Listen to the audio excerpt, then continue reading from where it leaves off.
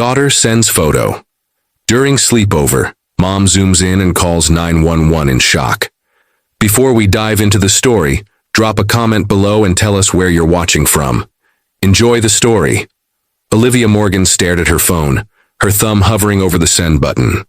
The text to her 8-year-old daughter, Lucy, was simple. Having fun, sweetie? Yet she hesitated, not wanting to seem overprotective. This was Lucy's first sleepover, after all. The invitation from Madison, her co-worker Victoria's daughter, had come unexpectedly last week, leaving Olivia with mixed feelings. She'll be fine, Olivia whispered to herself. Finally pressing send. The empty house echoed around her. No giggles, no cartoons playing in the background, no small footsteps pattering across the wooden floors. She glanced at Lucy's favorite stuffed elephant sitting abandoned on the couch, its worn fabric a testament to years of love and comfort. As a single mother and full-time nurse at Memorial Hospital, Olivia rarely had evenings to herself. She should be enjoying this freedom, perhaps taking a long bath or watching something other than animated princesses. Instead, she found herself pacing, checking her phone every few minutes. When her phone finally chimed, Olivia nearly dropped it in her haste to check the message. Lucy had sent a selfie, her blonde curls slightly disheveled, her smile wide and genuine. She posed with Madison and 2 other girls Olivia didn't recognize, all in colorful pajamas, clearly in the middle of what appeared to be a pillow fort in Victoria's living room. "Having the best time ever, Mom," read the caption. Relief washed over Olivia. See? All that worrying for nothing. Her daughter was fine, happy even. She was about to set her phone down when something in the background of the photo caught her eye. Olivia zoomed in, squinting at the shadowy corner behind the girls. There, partially hidden by what looked like a door frame, stood a figure. Unmistakably a man watching the children. Victoria had never mentioned a husband or boyfriend. In fact, Olivia distinctly remembered her saying she lived alone with Madison since her divorce 3 years ago.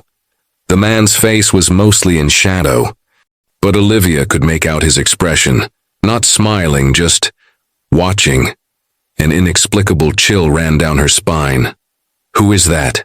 she whispered, her finger trembling as she zoomed in further, the image becoming pixelated, but the unease becoming crystal clear. Olivia's hands shook as she dialed Victoria's number. No answer. She tried again, straight to voicemail. The silence in her apartment, once peaceful, now felt oppressive. "Think," she whispered to herself. "Don't overreact." Memories of her ex-husband Andrew's voice echoed in her mind. "You're always imagining the worst, Liv. It's exhausting." Their marriage had dissolved 3 years ago, partly due to her anxiety that he'd called suffocating. Maybe he'd been right. She stared at the photo again, pinching the screen to zoom further. The pixelated image revealed little more. A tall man with broad shoulders, standing half hidden in shadow. Something about his posture suggested he didn't want to be seen. Olivia paced her living room, the hardwood cool beneath her bare feet. The walls of her small apartment seemed to close in. Photos of Lucy lined the bookshelf. Lucy at the beach, Lucy on her first day of school, Lucy blowing out birthday candles. In each one, the same blonde curls and infectious smile that Olivia had worked so hard to protect. After the divorce, she'd become even more vigilant. Perhaps too vigilant, as her sister often suggested. "You can't bubble wrap her forever, Olivia," Rebecca had said just last week. "Kids need some freedom to grow." Olivia sent a text to Victoria. "Hey, just checking in. Who's the man in your house?" "I noticed him in Lucy's photo." She waited 5 minutes. 10. No response. She tried calling the local non-emergency police line but hung up before completing the call. What would she say? "There's a man in my co-worker's house, and I don't know who he is?" They'd laugh her off the phone. Her mind raced through possibilities. Victoria's brother visiting? A new boyfriend she hadn't mentioned? A neighbor who'd stopped by, or something worse? Olivia pulled up Victoria's employee file in the hospital directory on her phone. Emergency contact. Margaret Wilson, mother. Nothing about a male relative or partner. "This is ridiculous," she muttered. Even as she grabbed her car keys, the digital clock on her microwave read 10:42 p.m. Lucy should be sleeping soon, if not already. Victoria's house was just 15 minutes away. As she reached for her jacket, Olivia's phone pinged with a message from Victoria. "Everything's fine, the girls are having a blast." "Don't worry." No mention of the man, no explanation. That settled it. Olivia headed for the door. The 15-minute drive to Victoria's house stretched into what felt like hours. Olivia's knuckles turned white as she gripped the steering wheel, her mind racing with possibilities. The suburban streets were nearly empty, occasional streetlights casting long shadows across the road. When she turned onto Maple Lane, Olivia slowed her car, scanning house numbers. Victoria's home was a modest two-story with blue shutters, now illuminated only by a porch light and the flickering blue glow of what must be a television through the living room window. Olivia parked across the street, heart pounding. What now? Storm up to the door, demanding answers? Peek through windows like some creep? She picked up her phone instead, trying Victoria once more. To her surprise, Victoria answered, her voice hushed and tense. "Olivia, it's nearly 11. What's wrong?" "Who's the man in your house?" Olivia asked directly. A pause.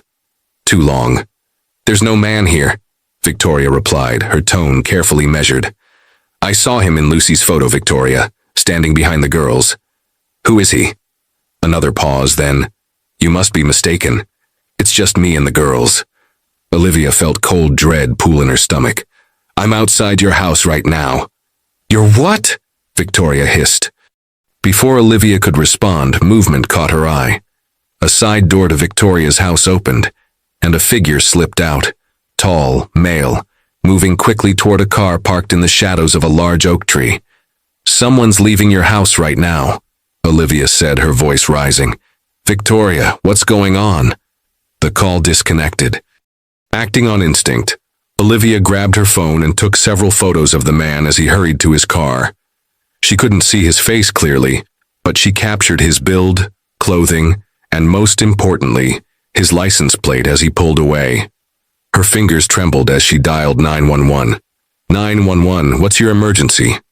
"I need to report a suspicious person," Olivia said, her voice surprisingly steady. "My daughter is at a sleepover at 247 Maple Lane, and there was an unidentified man in the house who just fled when I called the homeowner. I'm concerned for the children's safety." As she spoke, Victoria's front door opened. Victoria stood there, arms crossed, glaring across the street at Olivia's car. "Ma'am, are you in immediate danger?" the dispatcher asked. "No, but I don't know if the children are safe. Please send someone quickly." The red and blue lights of the police cruiser illuminated the quiet street, drawing curtains aside as neighbors peered out at the commotion. Officer Daniels, a stocky man with a salt and pepper mustache, stood between Olivia and Victoria on the front lawn. "So let me understand this," he said, flipping through his notepad. "Ms. Morgan, you saw a man in a photo your daughter sent, became concerned and drove over here. Ms. Bennett, you claim there was no man in your home tonight." Victoria nodded emphatically. "That's right. It was just me and the girls. Olivia is, well, she tends to be overprotective."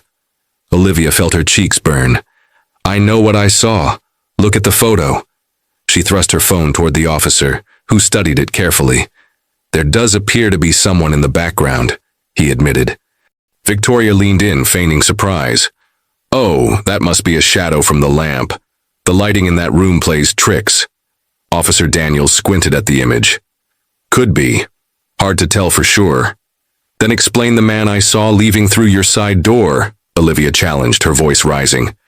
Victoria laughed, the sound brittle in the night air. "Probably my neighbor Mark retrieving a tool he borrowed. Really, Olivia, this is embarrassing." Inside the house, the girls had gathered at the window, their small faces pressed against the glass. Lucy waved timidly at her mother, and Olivia felt a stab of doubt. Had she overreacted? Created a scene that would follow Lucy to school on Monday? "I'd like to check on my daughter," Olivia said firmly. Officer Daniels nodded. "That seems reasonable." Inside, the living room was a chaos of sleeping bags, popcorn bowls, and scattered pillows. A movie played quietly on the TV. Everything looked perfectly normal. Lucy ran to her mother, wrapping thin arms around her waist. Mom, why are the police here? Is everything okay? Olivia stroked her daughter's hair. Yes, sweetheart. I just got worried. Who else is in the house besides Ms. Victoria? Lucy looked confused. No one. Just us girls. Victoria shot Olivia a triumphant look. After a thorough check of the house revealed nothing suspicious, Officer Daniels pulled Olivia aside. Ms. Morgan, I understand your concern, but there doesn't appear to be any danger here. What about the license plate I photographed? We'll run it. But without clear evidence of a crime. Olivia nodded, defeat settling heavy on her shoulders. Lucy, get your things. We're going home. But Mom, it's not even midnight. We were going to make s'mores in the microwave. The disappointment in her daughter's voice was crushing. 3 days after the sleepover incident, Olivia sat in her car outside Lucy's elementary school, ignoring the dirty looks from other parents as she occupied the same prime spot in the pickup line for the third day straight. Previously, Lucy had taken the bus home, letting herself in with her key and calling Olivia at work. Not anymore. The school bell rang and children poured from the building. Lucy emerged, her shoulders hunched, lacking her usual bounce. The sleepover fiasco had followed her to school, just as Olivia had feared. Victoria's daughter Madison had apparently told everyone that Lucy's crazy mom called the police for no reason. When Lucy climbed into the back seat, Olivia forced a smile. How was school today, sweetie? Lucy shrugged, buckling her seatbelt. Fine. As they pulled away from the curb, Olivia noticed a blue sedan parked across from the school. The driver sat low in his seat, face obscured. Something about the vehicle's profile triggered her memory. Lucy, she said casually, did you see anyone unusual around school today? Lucy fiddled with her backpack strap. Like who? I don't know. Someone watching? A stranger? Mom, you're being weird again. Olivia bit her lip, focusing on the road. The sedan didn't follow them, but her unease persisted. At home, she helped Lucy with homework, made dinner, and tried to maintain normalcy, all while her mind raced. After Lucy was asleep, Olivia pulled up the photos she'd taken outside Victoria's house. The license plate was partially visible. TRK 47. Something. She'd given the information to Officer Daniels, but hadn't heard back. Impulsively, she called the station. Ms. Morgan. Officer Daniels sounded tired. We ran the partial plate. It belongs to a Raymond Keegan. No outstanding warrants, no red flags. Who is he? How is he connected to Victoria? Ma'am, we can't investigate someone just for being in a neighborhood. There's no evidence of a crime. After hanging up, Olivia searched online for Raymond Keegan. She found little. A LinkedIn profile for a computer programmer, a few social media accounts set to private. The next morning, Olivia dropped Lucy at school early for her reading group. As she pulled away, she noticed the blue sedan again, this time parked closer to the entrance. Making a sudden decision, she parked across the street and waited. 20 minutes later, a man emerged from the car, tall, broad-shouldered, with light brown hair. He walked to the school fence, watching the playground where children played before classes. Where Lucy played. Olivia's blood ran cold as she recognized him from the photo. Without thinking, she got out of her car and marched across the street. Excuse me, she called out. Raymond Keegan? The man turned, startled. His eyes narrowed when he saw her. Do I know you? He asked, voice unsettlingly calm. I'm Olivia Morgan, Lucy's mother. Why are you watching my daughter? Raymond Keegan's smile didn't reach his eyes as he looked down at Olivia. Lucy's mother, of course. He spoke as if they were old acquaintances. Beautiful child. She has your eyes, but her hair. That must come from her father. Olivia's skin crawled at the familiarity in his voice. You didn't answer my question. Why are you watching my daughter? I'm not watching anyone, Raymond replied. His posture relaxed, despite the confrontation. My niece goes to school here. Madison Bennett? You know her mother, Victoria. Niece? Olivia's mind raced. Victoria had never mentioned a brother. Half-brother technically, different fathers. His eyes never left Olivia's face, studying her reaction. Victoria didn't mention me? Strange, we're quite close. Cars continued to pull up for drop-off, parents watching the exchange with curious glances. Olivia suddenly felt exposed, vulnerable. "Stay away from my daughter," she said, her voice low but firm. Raymond's expression darkened momentarily before sliding back into that unsettling smile. "I don't know what you think I've done, Ms. Morgan, but I assure you your concern is misplaced. Then why were you at Victoria's house during the sleepover? Why did you sneak out when I arrived? Is that what this is about?" He chuckled. "I was dropping off some computer equipment for Victoria, left through the side door because I was parked there. Nothing sinister." His explanation sounded reasonable, but something in his tone rang false. Olivia glanced toward the school, relieved to see Lucy was no longer on the playground. "I don't believe you," she said simply. Raymond stepped closer, invading her space. Though his voice remained pleasant, his eyes had turned cold. "You should be careful about making accusations, Ms. Morgan. People might think you're unstable. I understand you've had difficulties since your divorce, anxiety issues, maybe even some medication dependence." Olivia stepped back, shocked. "How do you—" "Victoria mentioned it. She's worried about you, actually. Worried about how your behavior might affect Lucy." The threat was veiled but unmistakable. Olivia felt her hands trembling and shoved them into her pockets. "I've contacted the police about you," she said, bluffing slightly. "They're running a background check as we speak." Something flashed in Raymond's eyes, annoyance or perhaps concern, before he shrugged. "They won't find anything worth mentioning." "Stay away from Lucy," Olivia repeated, turning to leave. "She looks like someone I used to know," Raymond called after her. "Someone very special to me. Same golden hair, same trusting smile." Olivia froze mid-step, then forced herself to keep walking, refusing to give him the satisfaction of seeing her fear. For the next 2 weeks, Olivia's life revolved around a single mission: keeping Lucy safe. She rearranged her nursing shifts to align with school hours, installed security cameras at home, and escorted Lucy everywhere.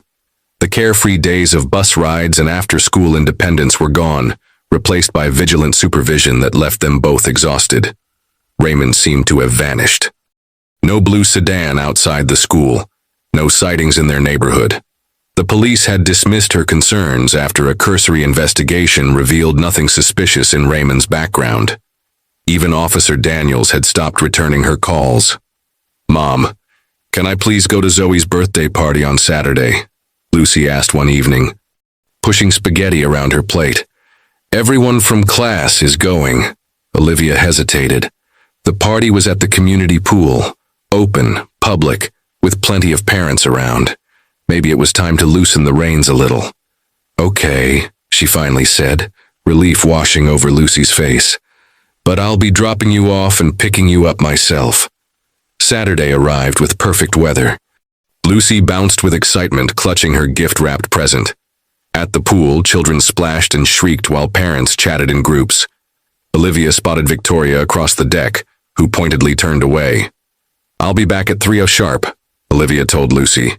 "Stay with the group, don't go anywhere alone." Lucy rolled her eyes. "I know, Mom. I'm not a baby." Olivia watched her daughter join her friends before reluctantly leaving. For the first time in weeks, she had 3 hours to herself. She decided to use the time productively, driving to Victoria's neighborhood to look for Raymond's car. No sign of the blue sedan. At 2:45, Olivia returned to the pool, eager to see Lucy's sunburned, chlorine-scented happiness.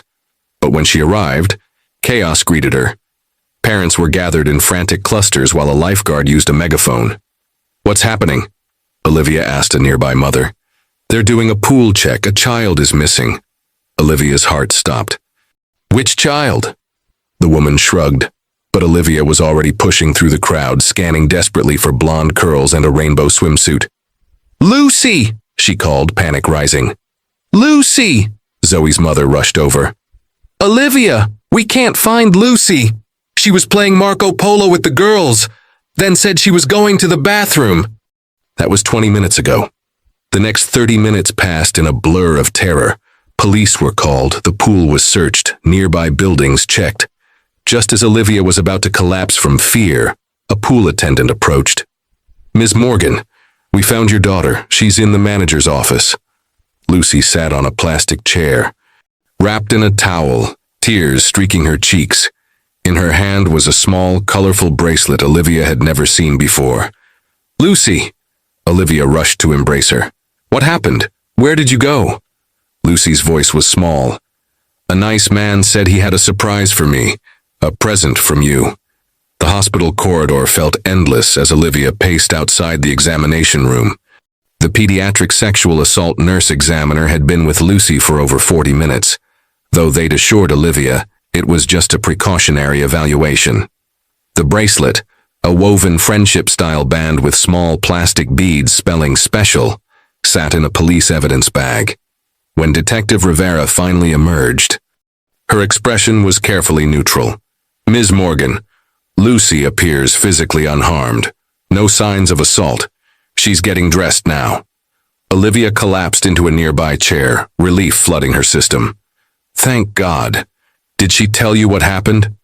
"She says a man approached her near the restrooms, told her you'd sent him with a surprise, and led her to the parking lot.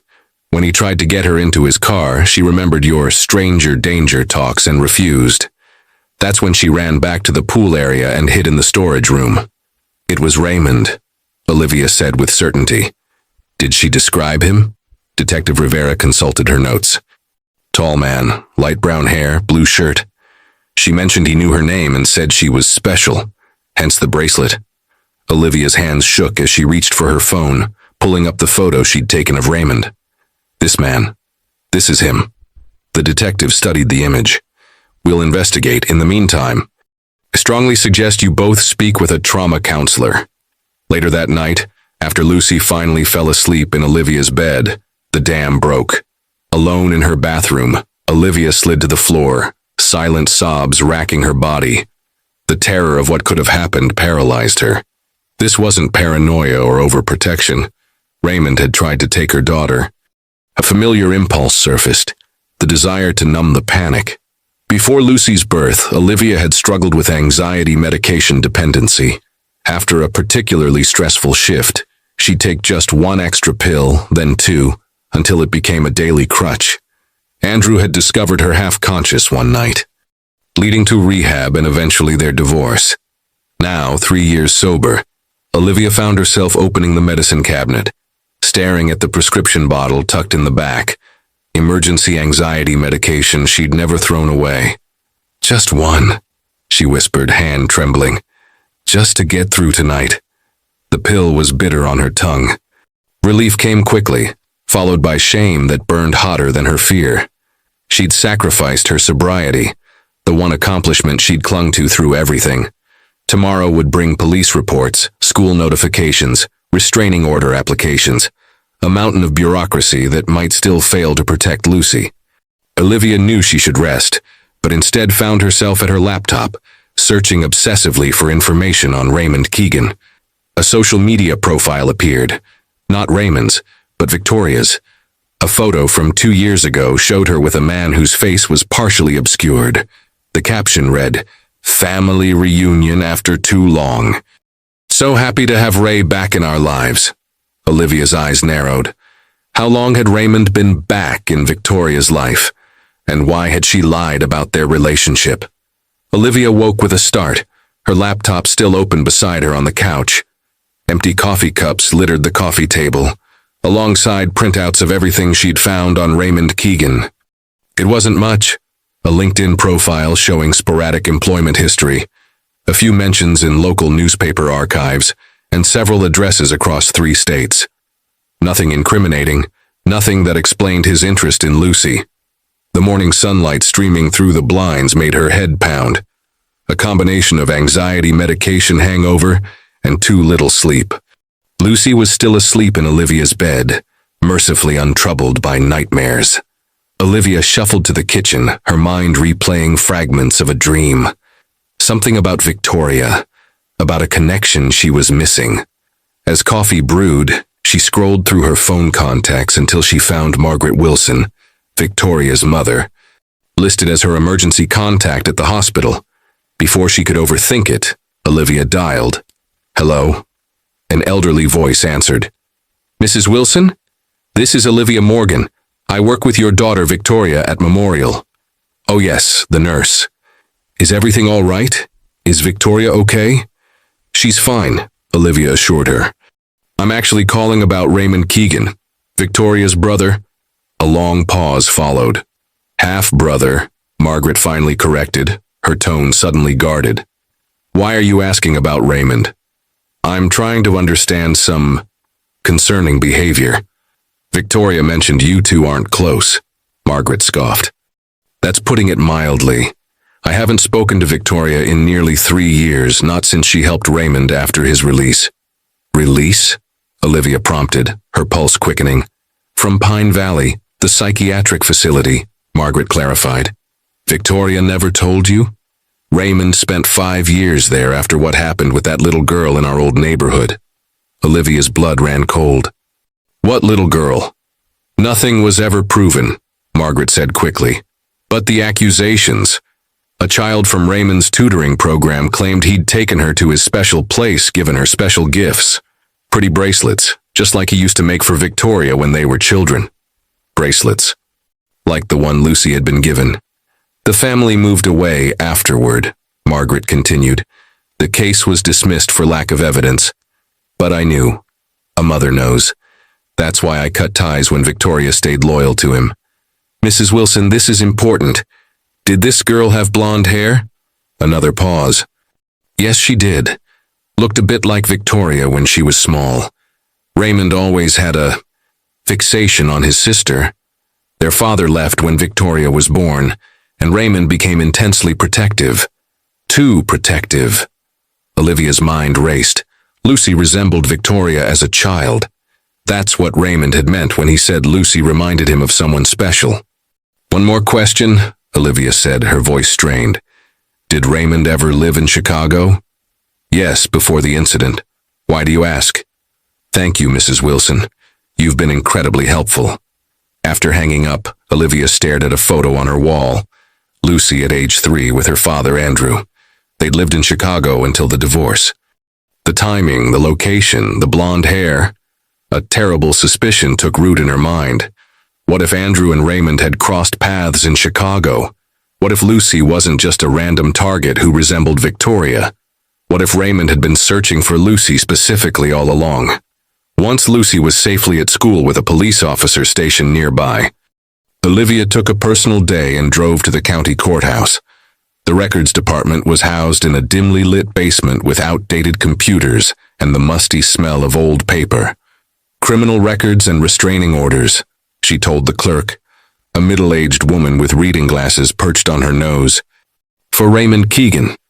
20 minutes later, Olivia sat at a metal desk scanning through documents that painted a disturbing picture. Raymond had a sealed juvenile record, plus 2 adult complaints that never went to trial. Both involved blonde girls aged 7 to 9, both cases dismissed due to insufficient evidence. The clinical language couldn't disguise the pattern. More surprising was what she found about Victoria. She had filed for a restraining order against her ex-husband 5 years ago, claiming harassment and stalking after their divorce.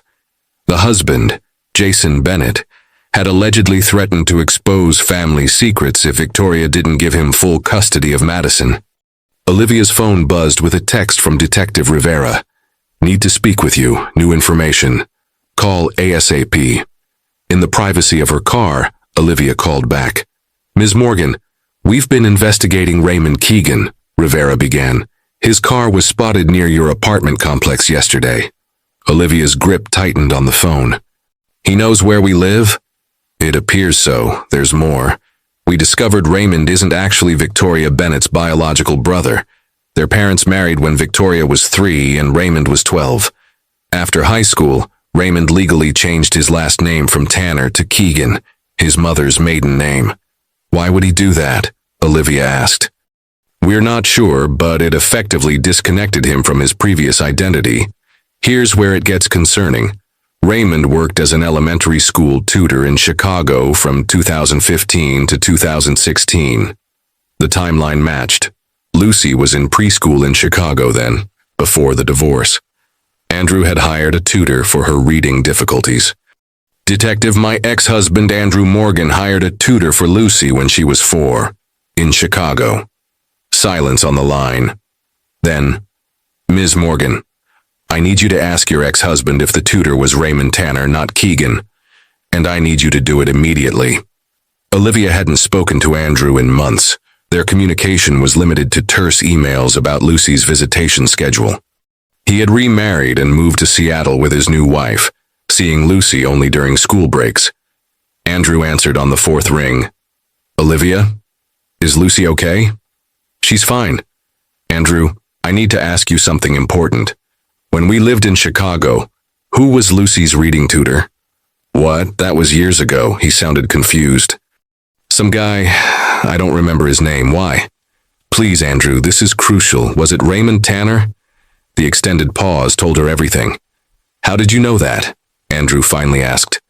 Yes, Ray Tanner. Came highly recommended by other parents. He was great with Lucy. What's this about? Olivia's hands trembled as pieces clicked into place. Andrew, Raymond Tanner is now Raymond Keegan. He tried to abduct Lucy yesterday. What? That's impossible. He moved away.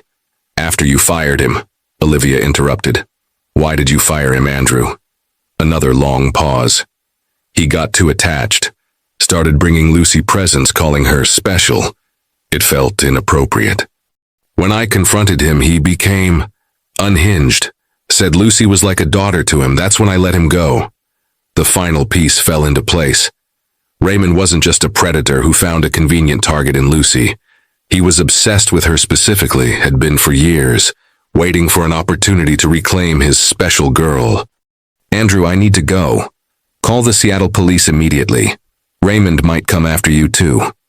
Olivia sat in her car outside the police station, hands still shaking as she ended the call with Andrew.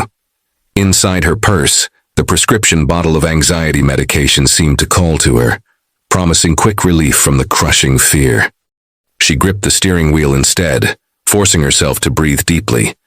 Detective Rivera had listened intently to Olivia's discoveries, her professional demeanor slipping only once, when Olivia revealed Raymond's connection to Lucy from Chicago. Now the detective was coordinating with Chicago PD to review those old case files and arranging for increased patrols around Olivia's apartment complex. We're building a case, Rivera had assured her. But without clear evidence of an attempted abduction at the pool, Lucy never actually entered his car, and witnesses are scarce. We still don't have enough to arrest him. The system's limitations felt like a cruel joke. They needed to catch Raymond doing something illegal, which meant using Lucy as bait, something Olivia would never allow. As she started her car, her phone rang. Unknown number. Hello? She answered cautiously. Olivia Morgan. The voice sent ice through her veins. Raymond. You've been quite busy today. She immediately pressed record on her phone. How did you get this number? Victoria has been very helpful, he replied, his tone conversational. She feels terrible about the misunderstanding at the pool. Lucy wandered into the parking lot alone, you see. I was simply returning her to safety. Stay away from my daughter, Olivia said, her voice stronger than she felt. I've been watching her for years, Raymond continued, as if she hadn't spoken. Ever since that fool Andrew fired me. Did he tell you how Lucy cried when I left? How she made him promise I could come back? Olivia pulled away from the curb, heading toward Lucy's school. The police know everything. Raymond, they're looking for you right now. His laugh was soft. They won't find me, not until I'm ready. Not until Lucy and I are together. The way we should be. Never going to happen. It already is happening. His voice hardened. Check your email. Olivia's blood ran cold. At the next red light, she quickly opened her email. A new message contained a single photo attachment. With trembling fingers, she tapped to open it. The image showed Lucy on the playground at school. Today. In the red sweater Olivia had helped her put on this morning. As you can see, your police protection is inadequate, Raymond said. I could take her any time, but I'm not a monster, Olivia. I want to do this properly. What do you want? She whispered, fear constricting her throat. A trade.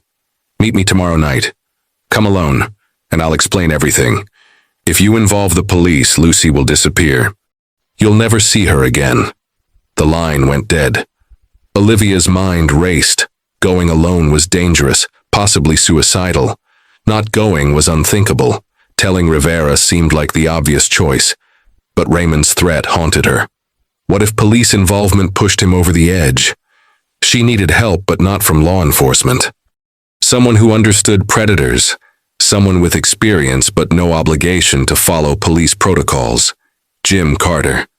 The name surfaced from a conversation months ago. A retired detective who now worked as a private investigator, specializing in child predator cases. Lucy's therapist had mentioned him during their first session after the divorce. When Olivia had worried about Lucy's safety during Andrew's visitations, it was a desperate plan, but it was the only one she had. The rain had started around noon, a steady downpour that continued well into the evening. Olivia sat in her car outside Jim Carter's modest bungalow, watching raindrops chase each other down her windshield. The retired detective had listened to her story with the attentiveness of someone who'd heard similar tales too many times before. "Raymond Keegan fits the profile of an obsessive predator," Jim had explained, his weathered face grim. "He's fixated on your daughter specifically because she represents something he lost. Connection. Control, admiration. He's been planning this for years, which makes him particularly dangerous." Their plan was simple but risky. Olivia would meet Raymond as requested, at the deserted playground near the community center. Jim would position himself nearby, armed and ready to intervene. A recording device hidden in Olivia's coat would capture any incriminating statements. Not a perfect plan, Jim had admitted, but safer than going alone and cleaner than involving the police prematurely. Now, as 9 p.m. approached, Olivia drove toward the meeting place, Jim following at a distance in his weathered pickup truck. Lucy was safe with Olivia's sister Rebecca, an hour away in Bridgeport, with explicit instructions not to open the door for anyone. The playground was eerily empty, swings swaying gently in the rain. Olivia parked and pulled her hood up, the recording device safely tucked inside her jacket. Her phone buzzed with a text from an unknown number. The gazebo. She spotted it across the field, a wooden structure barely visible through the rain. With each step across the sodden grass, Olivia felt her heart hammering against her ribs. The medication bottle remained untouched in her purse. She needed clarity tonight, not artificial calm. As she approached the gazebo, a figure emerged from the shadows. Raymond stood with his hands in his pockets, looking oddly ordinary in a dark raincoat. "You came alone. Good." His voice was soft, almost gentle. "What do you want from my daughter?" Olivia demanded, remaining at the edge of the shelter. "I want what's best for her." Raymond's smile didn't reach his eyes. "Victoria has been so helpful, telling me about Lucy's activities, her schedule. She was quite eager to arrange that sleepover." "Victoria," Olivia repeated. "She's been helping you all along." "Family helps family," he said simply. "After I was released from Pine Valley, she was the only one who stood by me. She understood that the allegations were misunderstandings." "Why, Lucy? Of all the children you could have fixated on." Raymond's expression darkened.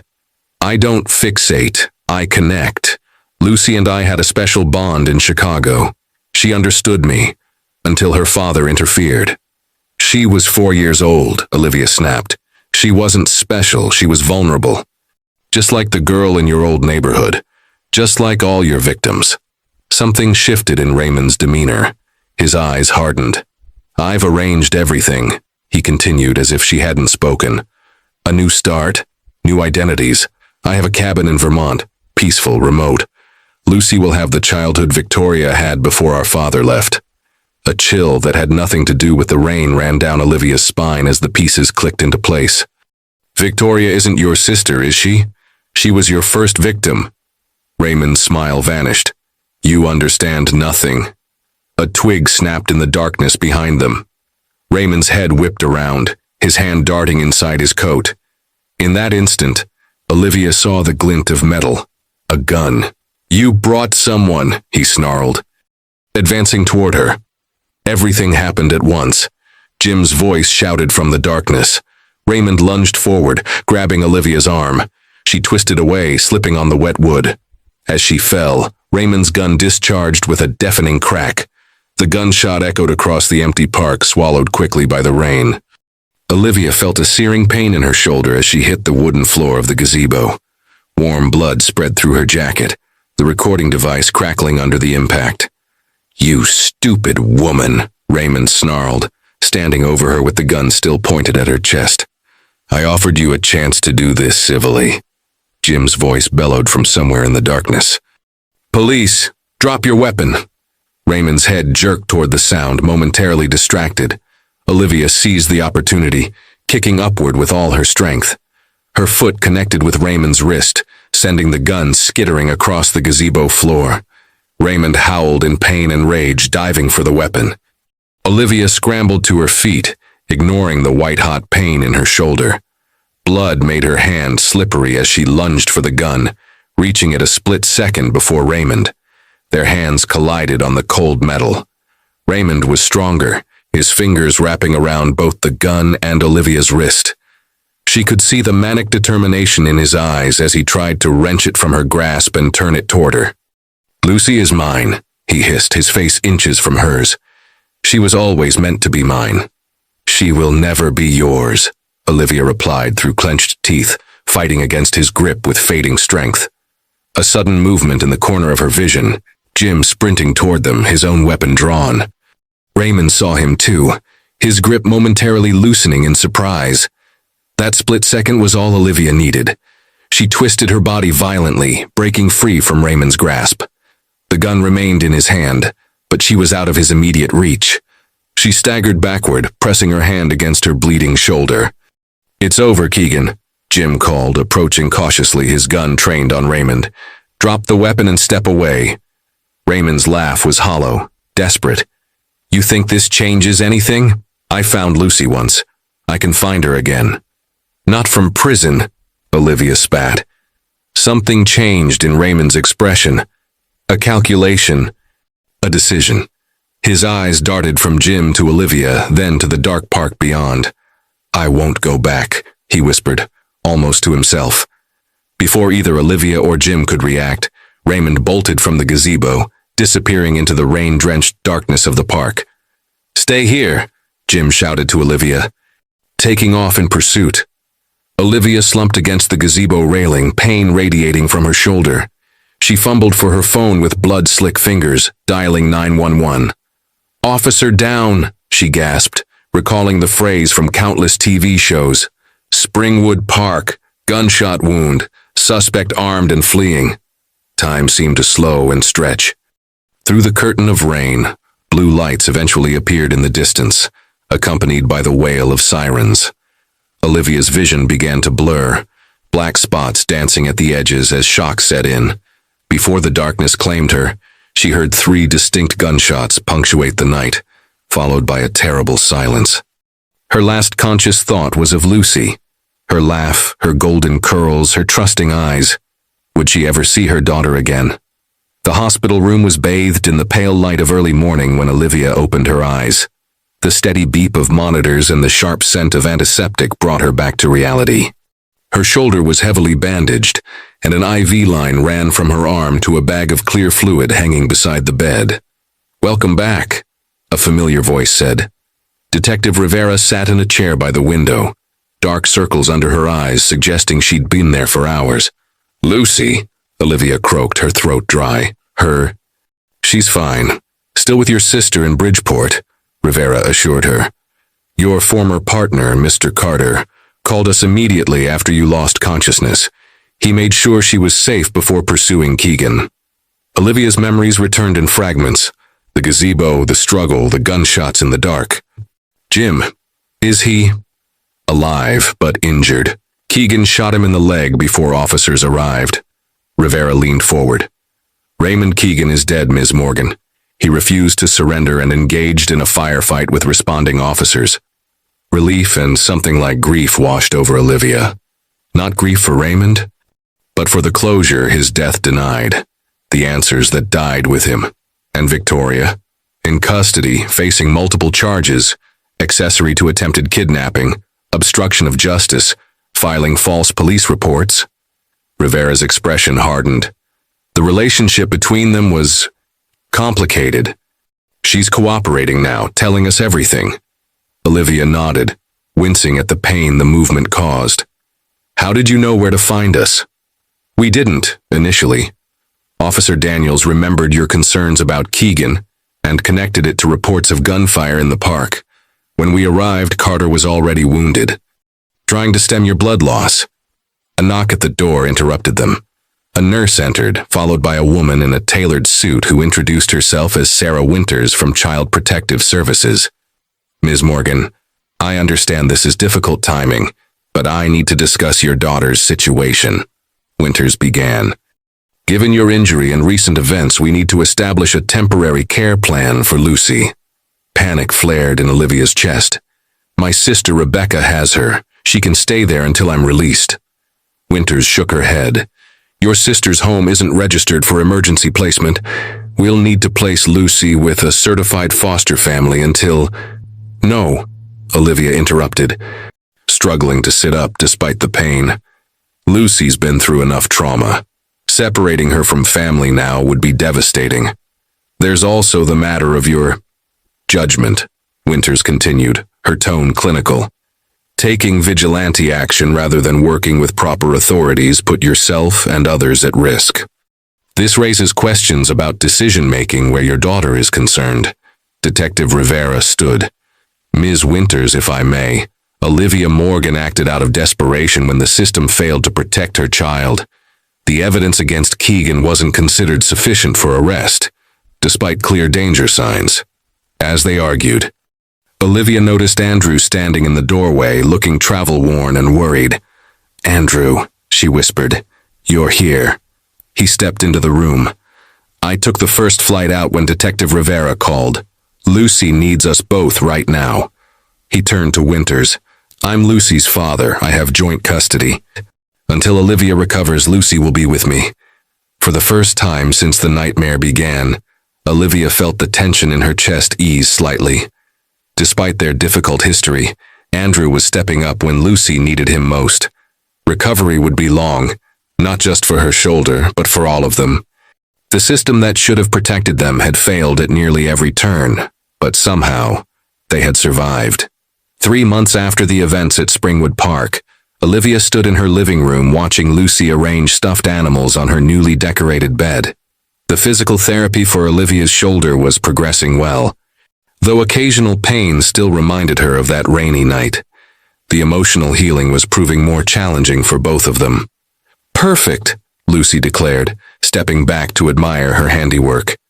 Her blonde curls had grown longer, and a newfound seriousness occasionally shadowed her eyes, a reminder of innocence interrupted. But her smile, when it appeared, remained as bright as ever. Dr. Lambert, Lucy's trauma therapist, had been instrumental in helping her process what happened.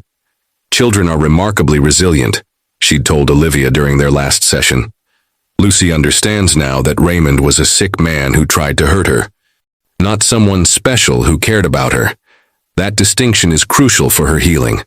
The investigation into Raymond's past had revealed a pattern spanning decades.